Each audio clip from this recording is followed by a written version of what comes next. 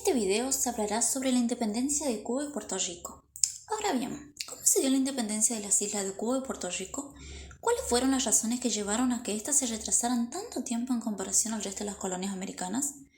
Viendo en principio el caso de Cuba, la situación que encontramos a principio del proceso revolucionario latinoamericano era propicia para la continuación del estado de esta isla como colonia española.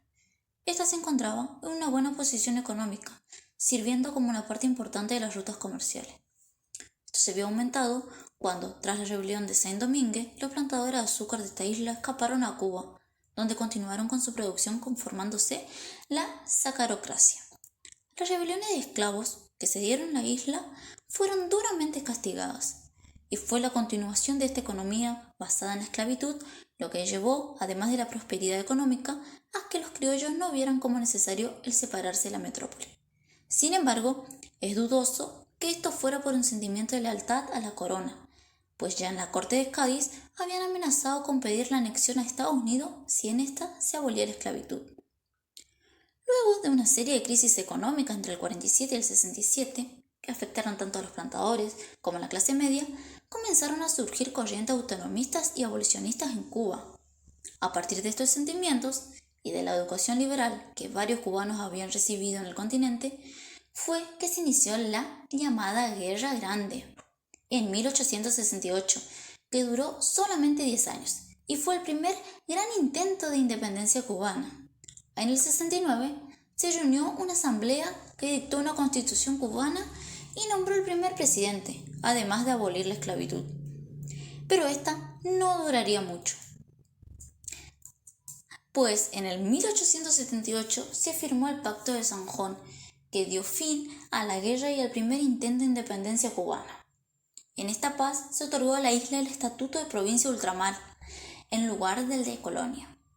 Además del indulto a los insurgentes, la libertad de prensa y de formar partidos políticos y la liberación de los esclavos que participaron en la rebelión, pero no del resto que vivía en la isla.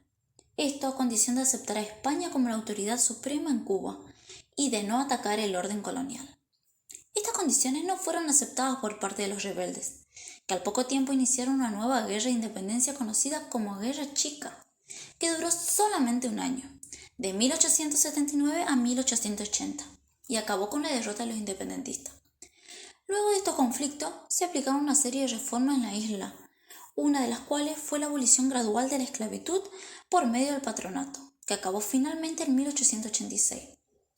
Sumado a esto, existía además de los dos partidos aceptados por el gobierno, uno no oficial de tendencia independentista llamado Patronato Revolucionario Cubano, dirigido por José Martí, e integrado por revolucionarios cubanos y puertorriqueños reunidos en los Estados Unidos. Uno de sus objetivos, además de lograr la independencia de Cuba y Puerto Rico, era frenar el avance norteamericano sobre estas islas, pues luego de la Guerra Grande, la primera se había vuelto económicamente dependiente de los Estados Unidos. Mientras tanto, la situación de Cuba empeoraba, con los fallos del gobierno español para integrar esta isla y el acercamiento de la misma a Estados Unidos. Hubo represión por parte del gobierno de grupos de corte republicano, anarquistas, de protestantes, obreros, y estas políticas, sumadas a la crisis del precio del azúcar en 1884, contribuyeron a crear un clima más favorable para la independencia cubana que el de 1868. El 24 de febrero de 1895 se dieron una serie de levantamientos en la isla conocido colectivamente como el Grito de Baire. Esto dio inicio a la Guerra de Independencia cubana, que acabaría en 1898 con la derrota de España. Este último levantamiento, a diferencia del de 1868, consiguió extender su base de apoyo a las masas populares de criollos. Sin embargo, también en este hubieron problemas internos. En septiembre del 95, una asamblea reunida en Camagüey proclamó la independencia de la isla. En todo este tiempo, los Estados Unidos seguían el conflicto con su vista puesta en los intereses de la isla, ofreciendo a España el comprarla, a la cual España se negó. Finalmente, en 1898, y usando como justificación el hundimiento del U.S. Maine, el gobierno estadounidense entró en guerra con España. Esto inclinó las tornas en favor de los cubanos y la guerra terminó ese mismo año. Sin embargo, los Estados Unidos, que habían colaborado con los independentistas durante la guerra, desconocieron la asamblea reunida en Jimagayu y se hicieron cargo del control de las islas. En cuanto a Puerto Rico, esta había salido en cierta manera beneficiada de las reformas borbónicas, puesto que se había convertido en una colonia productiva centrada en haciendas que no requerían una gran inversión en capital. En estas, la relación entre hacendados y trabajadores cobró tintes paternalistas, en algunos casos, y directamente esclavistas en otros. En la isla, uno de los principales cultivos era el del azúcar, por los motivos que en Cuba, por lo que sufrieron también las diferentes crisis que afectaron al producto. A esto se sumaba la tensión entre la clase hacendada y la trabajadora, la cual dio lugar a conspiraciones, rebeliones y huida de esclavos, aunque estas no fueron en gran escala. En la gran mayoría de estos levantamientos, la independencia no era uno de los objetivos buscados. Las posiciones independentistas se comenzaron a dar en mayor medida luego de que los hacendados entraron en la vida política, entre las décadas del 60 y el 70, cuando por fin se dio el sentimiento de un conflicto entre puertorriqueños y peninsulares.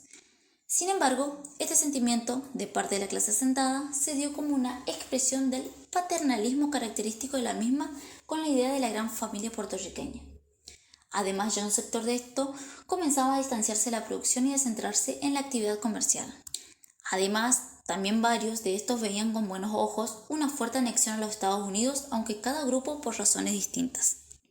Finalmente, y a pesar del fraccionamiento que hubo en los partidos políticos, debido a las diferencias de intereses, se realizaron elecciones en 1897 y 1898, en las cuales los hacendados consiguieron consolidar su poder político, además del social, en gran parte gracias al apoyo de los trabajadores y campesinos con los que mantenían relaciones clientelales.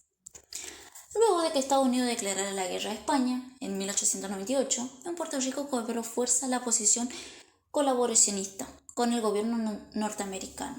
Finalmente, con el triunfo estadounidense, la isla pasó a manos de este país, aunque no como un estado igual al resto,